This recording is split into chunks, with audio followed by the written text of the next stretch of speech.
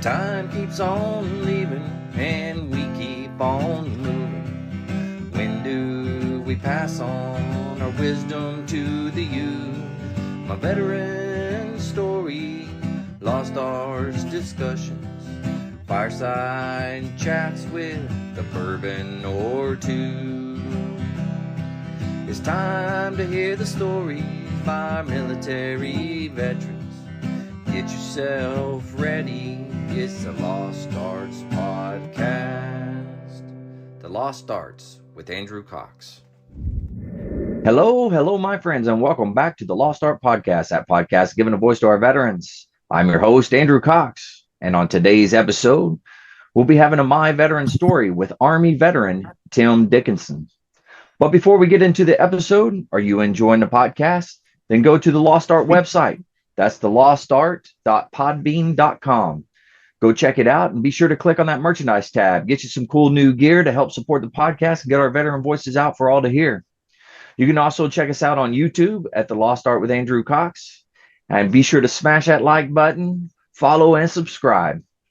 If you'd like to be a guest on the podcast and tell your veteran story, then email me directly at thelostartwithandrewcox@gmail.com. To all the listeners out there, I am sure that you're going to have a good time with us today. But we have live with us here. We have Tim. Tim, how you doing? Doing great. We're living the dream down in Key West right now. I can see that, man. And the view behind you is incredible. You took me on a little tour. It was awesome. I can't believe I'm jealous. I can say that for sure. Well, it's only temporary, so don't be too jealous. Well, hey, let's start at the beginning for you. Go back to where you grew up, and then kind of what drew you to the military service. Yeah, well, I grew up in a little farm town in northeast Arkansas. Wasn't much to do there, but ride around and get in trouble, on the back roads. Yeah. But it's fun. I'm not going to lie about that. Yeah. Had a great time, though. I had no intention of getting in the military. Didn't really know what I was going to do, but both my parents were school teachers, so going to college that was one of those things. It was just whoa, there goes my camera again. That's all right. But it was just one of those things where you're going to college, Yeah. So I went off to my first semester and had a real good time.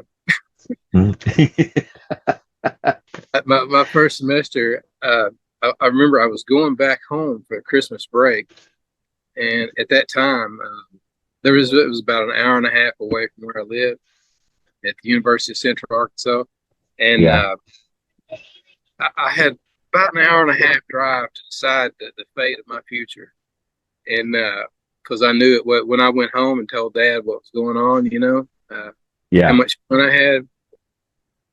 Yeah, I didn't even have grades. That's how bad it was. I didn't go to class enough to have grades.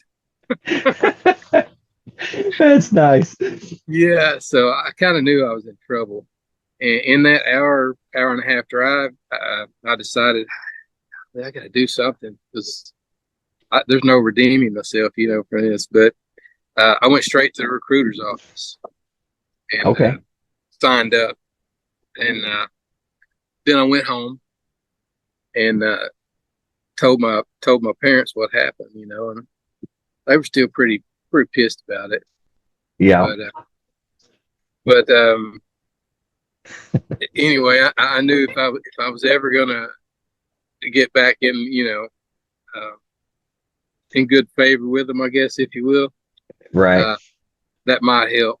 So, and I knew that I needed to grow up too. I was, how 18-year-old boys are. Oh yeah, yeah. It happens, Yeah, I was still 12, really, but signed up and went to Fort Benning. I ended up in infantry. I was infantry.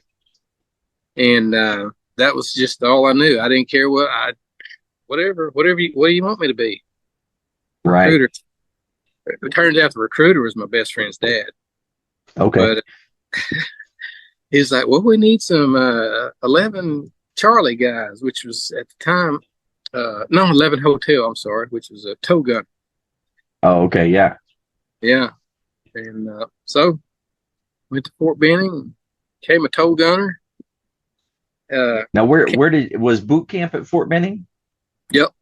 Fort Benning, or So, whatever it's called. Yep. oh yeah, wow. I don't know Yeah. that, but I'll get into that now, but yeah, yeah, yeah. So how was boot camp for you? You're still young, kind of dropped out of college there, still acting a little immature, but how was boot camp for you? Did it wake you up any? oh man, yeah. Yeah, I learned a whole new respect for, being told what to do Right. and how to do it. Yeah. You know, first time I saw a guy get his ass kicked, by a grown man, kid my age, Yeah. got a tooth knocked out of his mouth. Oh, And wow. I was like, whoa. Yeah, I mean, I never was one to talk back or smart off to especially to my parents. I had enough respect for them for that, but um, yeah, it woke me up, and so it was probably I guess there's probably been two events in my life that just kind of shifted the course of, maybe three of my whole life, and that Right. was number one. And I stayed as a grunt for, see, that was in '88. In '91, they sent me to officer candidate school. Hmm. So got to go be an officer, Yeah. Well, okay, I'll do that. If that's what they want me to do, that's what I'll do. And pays better, Yeah. Yeah. Pays And definitely better. yeah, I'm still only a few years into this career, Yeah. and I was enjoying, by that time, I think I was an E4, Yeah. and uh, it was awesome. Uh, Hmm. the only problem was I didn't have, at the time, I didn't have enough college to make it very far as an officer. Oh, yeah. So I could only, I think I had I had to have a bachelor's degree to be promoted to, I can't remember if it's maybe captain or something like that. Yeah, that sounds So, about right. um, but yeah, I went to OCS, got back, thought, oh well, if I'm gonna make anything out of this, I'm gonna have to have some college. Yeah. And, so I started back part time, and I was working on my own, too, some, outside of, military, trying to make Hmm. money to just to survive. Because at that time, Dad's like, yeah, I'm done. He's You're still on your out own. there. Yeah, yeah. And that's not uncommon for a lot of kids when they turn 18, regardless of whether or not. But yeah, Yeah, he true.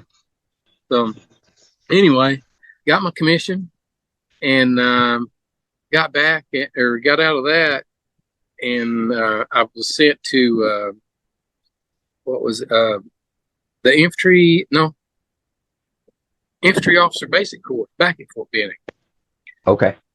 So I went back there again for that, and some of the stuff we were doing then involved, helicopters and everything, Hmm. and I remember getting a ride out in a Black Hawk, and it was cold, kind of nasty out, and they dropped us off, and we spent 2 or 3 weeks out in the field. And on that ride out there, I'm like, I'm doing the wrong thing here because that was way too much fun to be flying, you know what I mean? Yeah, yeah. And here Uh, they are dropping you off in the middle of nowhere. yeah, yeah, and then they fly off and go back in that warm helicopter having fun, and like, Yeah, yeah, and I'm getting ready to go out here and hump around and all this crap. So, so yeah, that's pretty good. that kind of that got me some motivation right there to set my goals a little higher. So I thought, can you hear me with the wind blowing? Yeah, I got you. Okay. it's a little bit windy.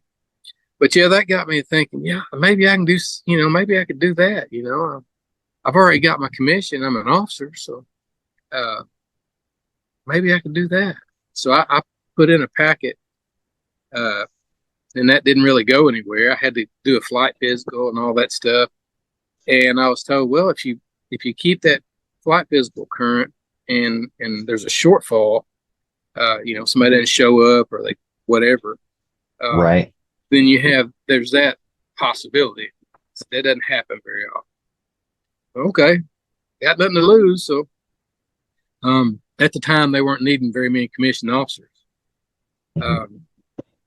And I'm still, the warrant officer thing wasn't even turning over then. I probably could have reverted to a warrant officer and gone that route and got right in.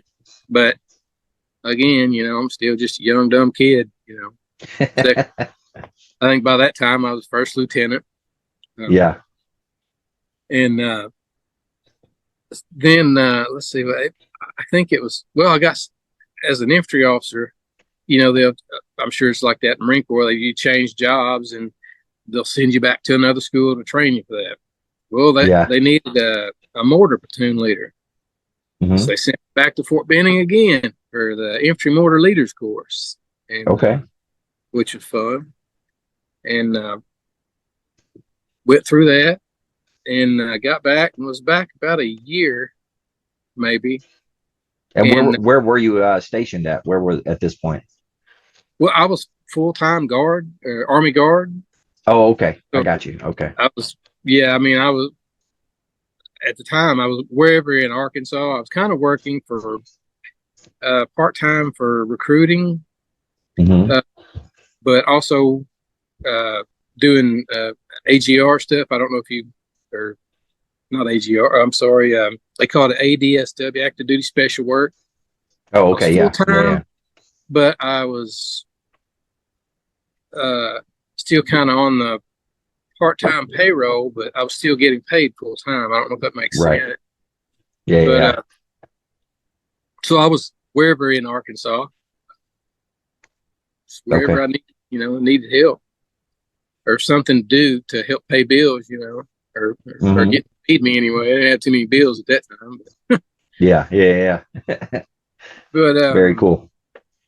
But then let's see. After I got back, I got a call when I just registered for another semester of school, and they were like, "Well, we got you a date if you want it." They said there's only one catch, so you got to be at Fort Rucker, Alabama. I think I had like a week and a half notice. Oh wow! Yeah, and that's a quick turnaround. Yeah, I remember him telling me. He said we're going down the list, and everybody ahead of you has not been able to make that date, and so if you want to go to flight school, this is your chance. Wow! I just paid for a semester of school, and I'm like, sign me up. I'll do it. Wow. Yeah, screw school. On a week and a half. Yeah. That's wild. Yeah, week and a half. And so I did it. And I went back. I remember going back out to the school and saying, "Hey, is there any chance I can get that check?" I didn't have a debit card or anything. Can I get that check back? Surprisingly, they did it, Oh, wow. Yeah, I made that date, and that was life-changing event number 2. It was get to fly. And that was in 1994. Okay. So how was flight school for you? Like what all did you do and what did you enjoy about it? Or dislike, whichever. Well, it was kind of like it was almost like college, except full time. Me, because it took about a year, I guess, about a year of different phases of it. First phase of it wasn't too bad.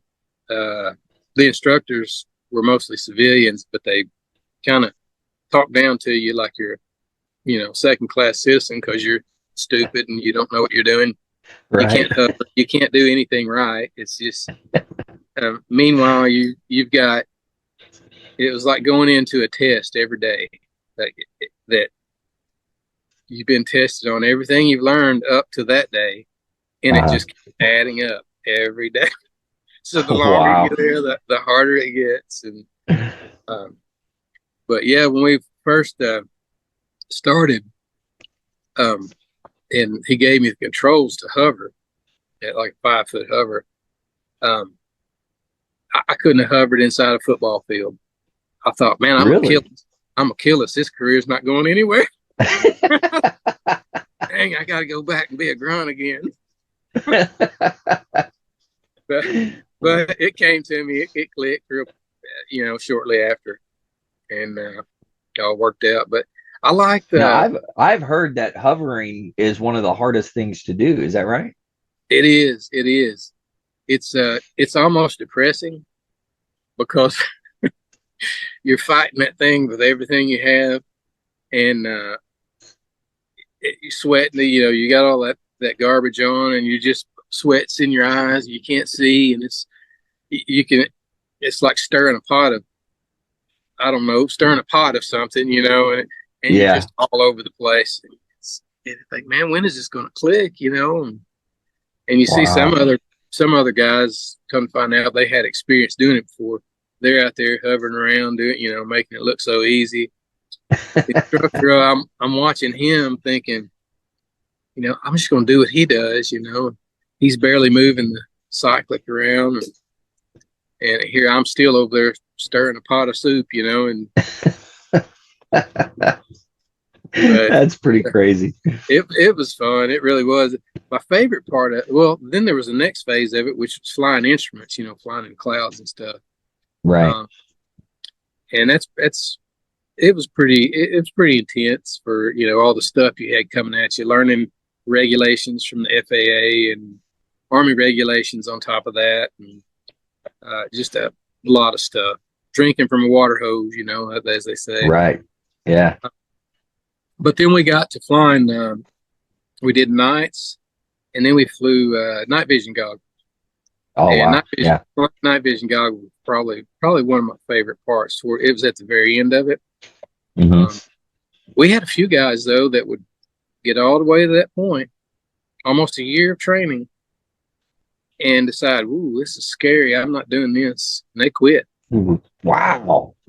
No kidding. Yeah, I guess that's common, but yeah, it was fun.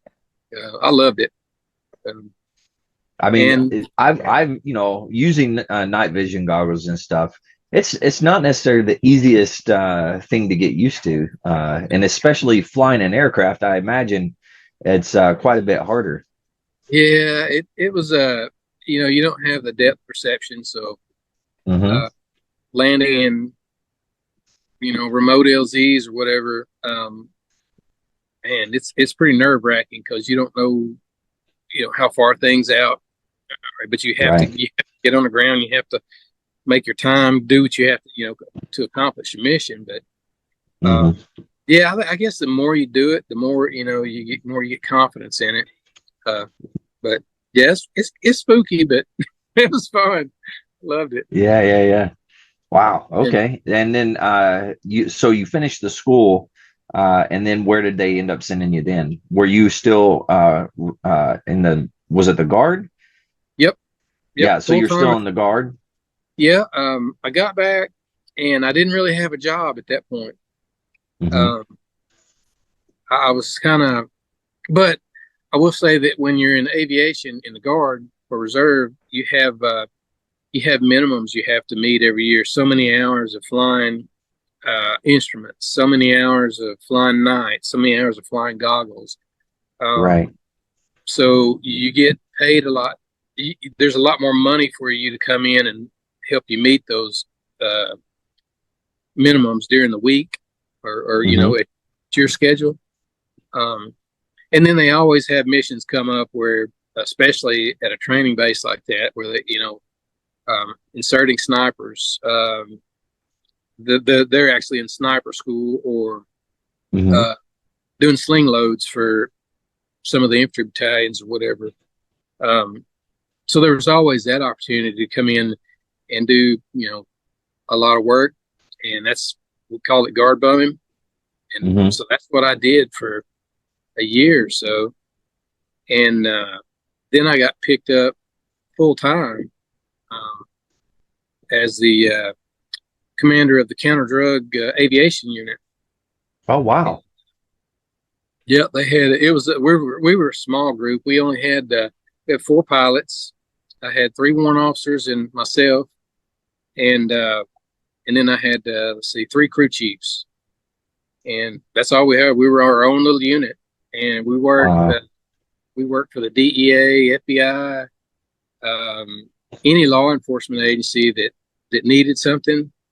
Hmm. Um, they could call us, and we had special equipment on our aircraft, FLIR and Night Sun, different downlink to where we could video something or follow a vehicle. Right. We'd put IR beacon on a vehicle and follow them, and it would go back to the command post or the DEA or whoever was tracking. And I Wow. don't know if I'm supposed to be saying all this, but oh well, I'm not in there. Nah, no, Well, I'm good. as you're in this group now, is it in Arkansas or Yep, where were you at? Arkansas? yep, Yeah. in Arkansas. Uh, Yeah. so would you do most of the stuff in Arkansas, or were you going other places and doing it? Well, it depended. All the counter drug stuff we would do in Arkansas, but like when Katrina hit, Hmm. when Katrina hit New Orleans, Yeah. um, they called in several units to. We went down to I can't remember the Navy base down there south of New Orleans. Forget what Yeah. so we I did don't support remember. him like search and recovery, um, stuff like that. So if a state needed more resources somewhere, like Texas at the border, Hmm. they still go down there and do that, help the border patrol. Um, Wow. so wherever we're needed. Um, Yeah. but yeah, we And were just an asset. what types of What's that? things did you do like for Katrina? Were you We would what go out. exactly were you doing? Well, we kind of drew the short straw, and we worked Okay. nights. So we'd go out with yeah, we'd go out with the FLIR and the Night Sun, and we would look for bodies, Okay. people stranded. This was constant, 24/7 of always aircraft up, looking for people or trying to keep people from doing stuff they shouldn't be doing. Right. That yeah, Wow. that was a week and a half or two of that. And, Oh, wow. I mean, it was a good mission. It's one of those things where you're doing something, that makes a difference. Hmm. Um, so that kind of helped. The living conditions were bad because there was no power. It was summer, so you Oh, can yeah. imagine. Yeah, that wasn't very nice. But you think aviation doesn't do that kind of? Yeah, but that was kind of rough. Did Wow. that, and then I got deployment orders. Matter of fact, I only had a 2 week notice. Shortly, I think it was. See, I can't remember what year Katrina was. Um, Oh, I'd have to look that up. yeah, I would too. It wasn't that long after that I got the whole Iraqi freedom. We invaded Iraq, started, and I got plucked out of there to go to Iraq uh, with the Air Traffic Services Battalion, and Okay. so spent a year there in Balad, Iraq. We were setting up airfields, establishing communication, runway lights, things like that for in conjunction with the Air Force. And I got Okay. tagged as the logistics officer for that. Oh, wow. So it was interesting. It was I wanted if I went, I wanted to go as a pilot, you Hmm. know. But So, it is what it is. Got to go and So so you didn't fly at all while you were over there that time? I flew a bunch. I just didn't have the controls because Oh, I see. we had airfields in Mosul, uh, Al Sarraf, Baghdad, Balad. I think we had 4 or 5 of them, and I was Okay. constantly going around, as a battalion logistics officer to S4 to those different uh, bases. Um, Right. Unfortunately, we didn't. An air traffic services company didn't have aircraft assigned to them, so I didn't get So to you had go to, as a pilot. right, but you had to hitch a ride or whatever if you're going from one place to Yeah, another. Yeah. yeah. Okay. Um, And then as you were going in the four, going back and forth to the bases, you were just kind of checking them out, making sure that they had everything they needed type of stuff. yeah, pretty much. We had Yeah. to go make sure because all the money kind of went through me out to Oh these yeah. companies, and so I had to, kind of keep an eye on, make sure stuff wasn't uh, being misused or that sort of Yeah. stuff. And Yeah. and And at there was that a time, lot of money. There was a lot of money coming through I at mean, that point too. yeah, it was. People, commanders were wanting plasma TVs to put in their, if they had a hoops. I mean, it's just yeah, and all that stuff. Of course, it got left behind, and Yeah. yeah. Somebody over there's got some good equipment, you Oh know. yeah, So there's a lot of people that do. to all the listeners out there, as a reminder for all the veterans, if you are struggling, you need assistance, you need help, please reach out. The VA has some incredible resources to assist you in your time of need. You can always dial 988, press option 1. You can text 838-255, or you can go to veteranscrisisline.net and click on that chat icon. Any of those options will put you in contact with somebody that's going to be able to help you out. But one veteran life loss is one too many. I care about you. I know Tim cares about you, along with all the veteran community. So please, please, please reach out for help. With that, one last time, Tim, you rock. I appreciate it. And to Oh, all the thank you. listeners out there, yeah, to all the listeners out there, stay motivated, change your socks.